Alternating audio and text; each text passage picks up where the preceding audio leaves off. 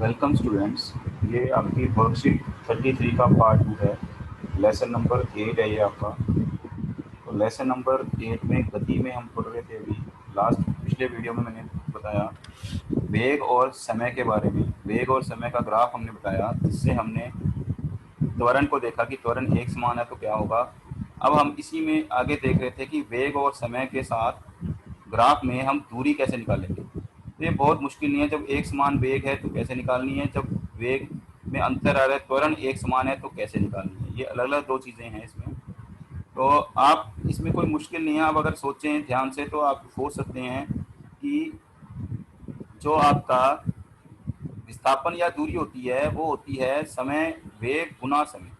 कैसे आपको पता लगेगा वेग गुना समय होती है?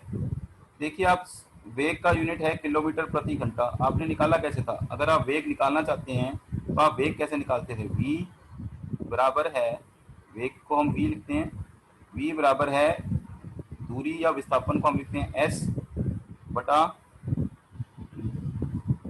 यही तो है। अगर आपको अब ये s निकालना है, दूरी निकालनी है, तो कैसे निकालोगे आप दूरी? ये s आपको निकालना है दूरी, तो दूरी कैसे निकालोगे? इसी को ऐसे इधर ले जाके गुना कर दो। ये आपको मैथ आता होगा इतना, आपने मैथ नहीं पढ़ा होगा। तो ये क्या हो गया? s बराबर है v गुना t। वही हम इसमें कर रहे हैं। अब इसमें v कहाँ पे है? ये v है आपकी। अब इसमें v दो है वेग, एक यहाँ पे एक वेग है यहाँ से शुरू हो रहा है। तो ये हो गया आपका पूरा, ये इतना क्या हो गया v, और ये इतना क्या हो गया ये वाला। अब इसमें ये आयत बन रहा है तो ये क्या हो गया? लंबाई, और ये क्या हो गया? चौड़ाई। तो हम ग्राफ में इसको ले लेते हैं लंबाई गुना चौड़ाई, उसी चीज को। तो वेग आपका यहाँ हो गया लंबाई में है, और चौड़ाई में हमने क्या लिया हुआ है? समय। तो आप जहां से भी लेना चाह रहे हो तो वहां से जहां से आप पूछा है तो ग्राफ का उतना एरिया ले लोगे। अब यहाँ कहाँ से शुरू हो रहा है? यहाँ 1.2 से। ये पॉइंट सी जो है कहाँ लिया हुआ है? 1.2। समय 1.2 कैसे हुआ?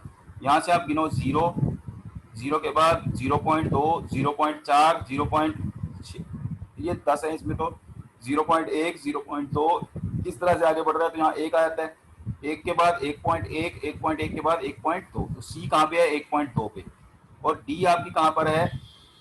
डी आपको सामने दिख रहा है, यहाँ पे गिनने की जरूरत नहीं है, 4 पे है पूरे। डी 4 पे है और सी किस पे है? 1.2 पे। ये जो बिंदु दिखाया हुआ है इसमें, जो आपको दिखाई नहीं दे रहा होगा, मैं इसको अगर दोबारा यहाँ पे लिख दूँ तो ये आपका क्या है? सी। ये जो काले रंग का है ये सी है। तो सी और डी के बीच में आपकी दूरी है 4 माइनस 1.2। इसकी लंबाई कितनी होगी इस चीज़ की, सी डी की? 4 माइनस 1.2। तो समय है जो एक्स एक्सिस में लिया हुआ है, एक्स एक्स पे, जिसको हम इसमें चौड़ाई मान लेंगे। आयत बन गया ना, एबीसीडी एक आयत है। आयत की का क्षेत्रफल होता है लंबाई गुना चौड़ाई। तो चौड़ाई हो गई आपकी 4, सी डी जो है 4, जो डी है, और सी किस पे है? 1.2 पे। तो 4 माइनस 1.2, क्योंकि ये वाला तो लेंगे नहीं हम, इतना तो खाली है, ये माइनस करेंगे। यहाँ से शुरू हुआ है ना, तो ये तो माइनस हो गया। कितना माइनस होगा? जितना ये है 1.2, तो 1.2 माइनस हो जाएगा 4 में से। टोटल कितना है? 4। यहाँ से लेके यहाँ तक 4 है, लेकिन हमें तो शुरू करना है यहाँ से, यहाँ से शुरू कर रहे हैं हम। तो यहाँ कितना है? 1.2। इतना इतना हमने लेना है, इतना इतना यहाँ से, ये वाला। तो 4 माइनस 1.2 हो गया ये।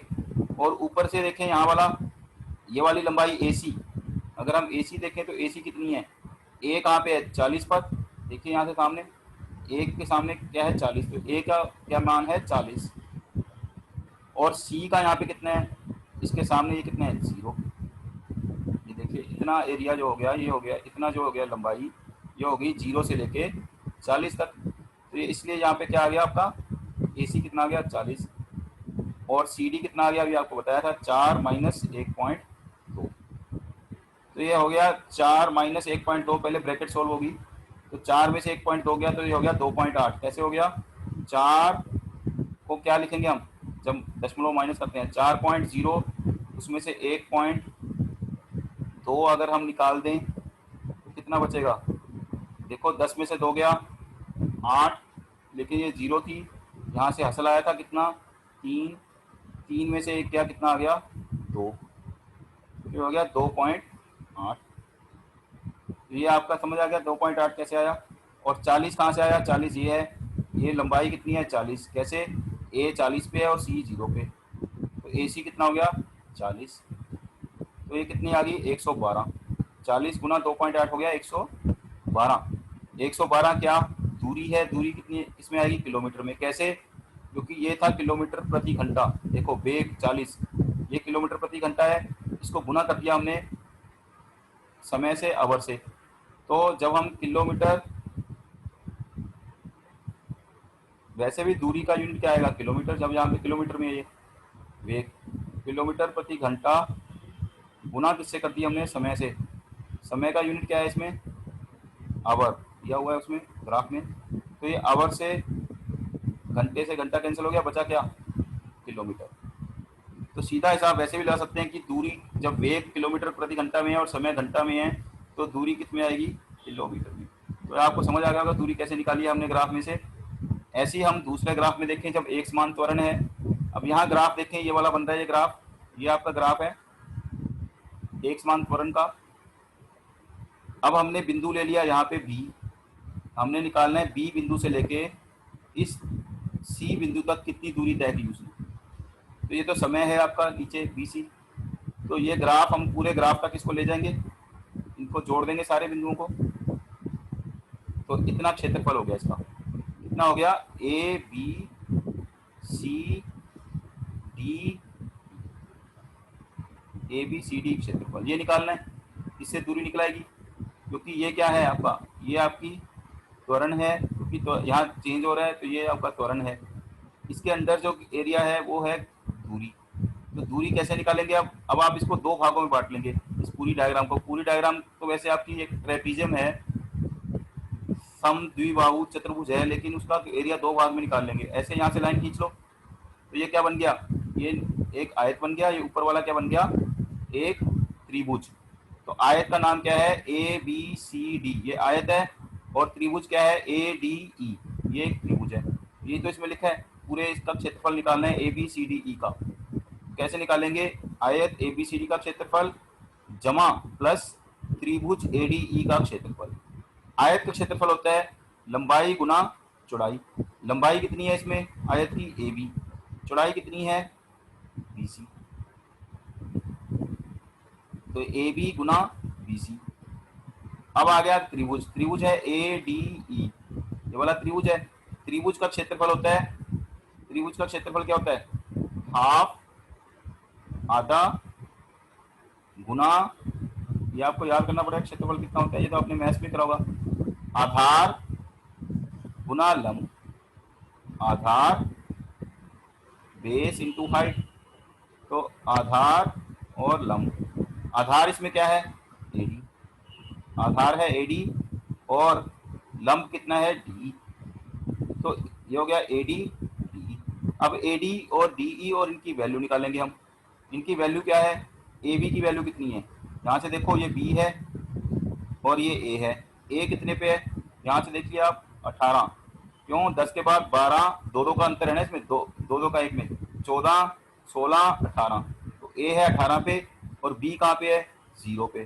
तो 18 में से 0 गया तो 18 आ गई इसकी लंबाई ए बी की।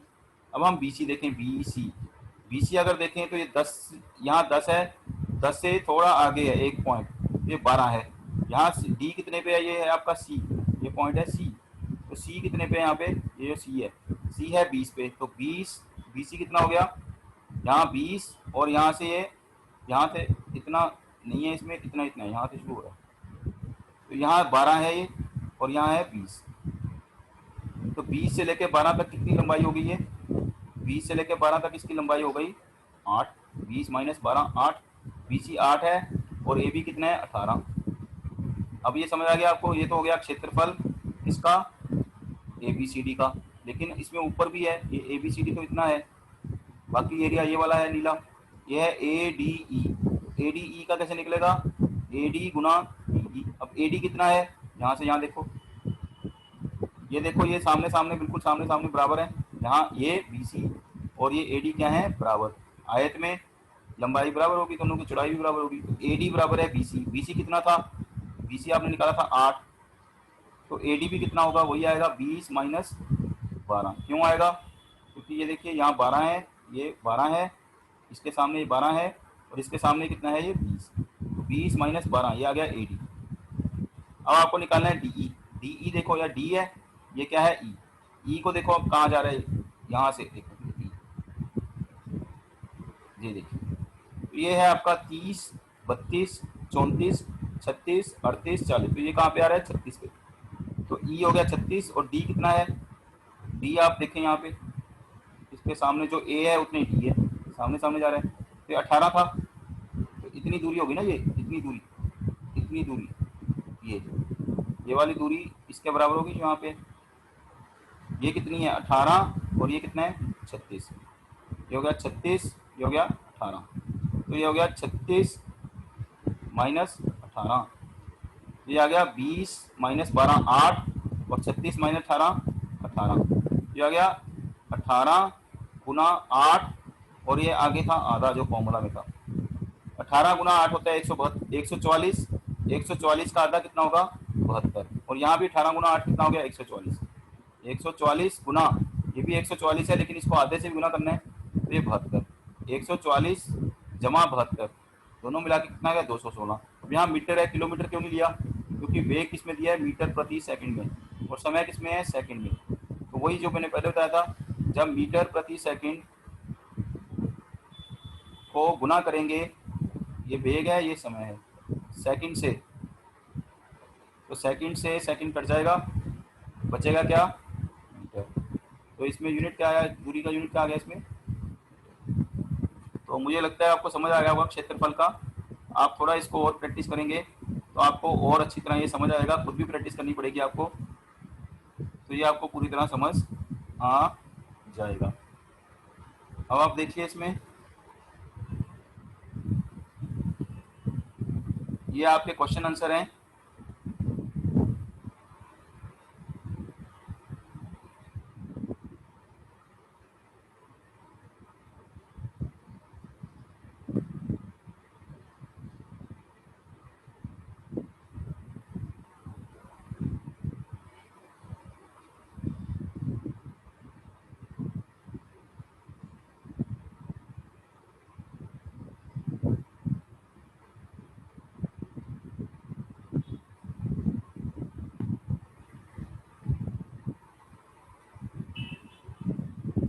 देखिए आपके प्रश्न उत्तर दिखाएंगे अभी आपको, जो आपको खुद करने हैं, लेकिन मैं थोड़ा बहुत समझा देता हूँ इसमें आपको। यदि किसी वस्तु का वेग समय ग्राफ x अक्ष के समानांतर एक सीधी रेखा हो तो उसका त्वरण क्या होगा।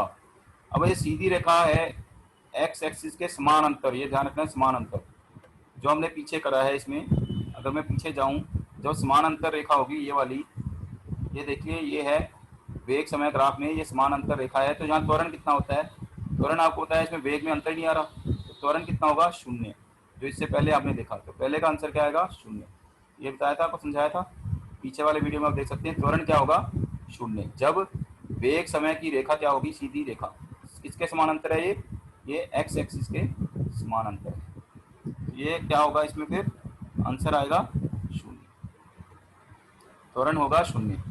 दिए गए ग्राफ, जो ये ग्राफ दिया इसमें अपने 2 सेकंड और 3 सेकंड में तय की गई दूरी बतानी है, 2 से लेकर 3 के बीच में जो दूरी तय की है, ये आपका हो गया 2, और ये हो गया आपका, तो इन दोनों के बीच की आपको दूरी बतानी है। तो यहाँ आप ग्राफ बनाएंगे, ये वही ग्राफ बनेगा ट्रायंगल वाला, तो उस हिसाब से आप निकाल लेंगे। वेग समय ग्राफ का ढाल कौन सी भौतिक राशि दर्शाता है।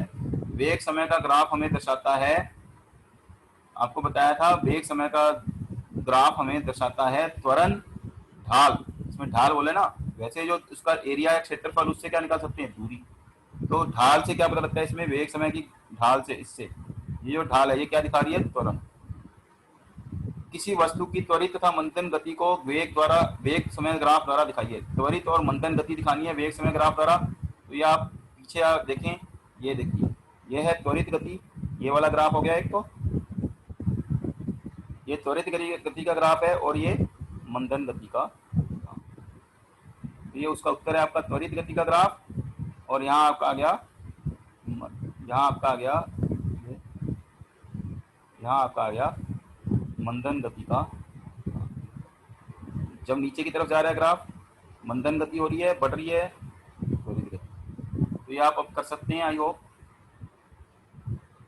ध्यान से वीडियो देखिए, सब्सक्राइब कर लीजिए चैनल को, सबको शेयर कर लीजिए ताकि बच्चे और भी पढ़ पाएँ।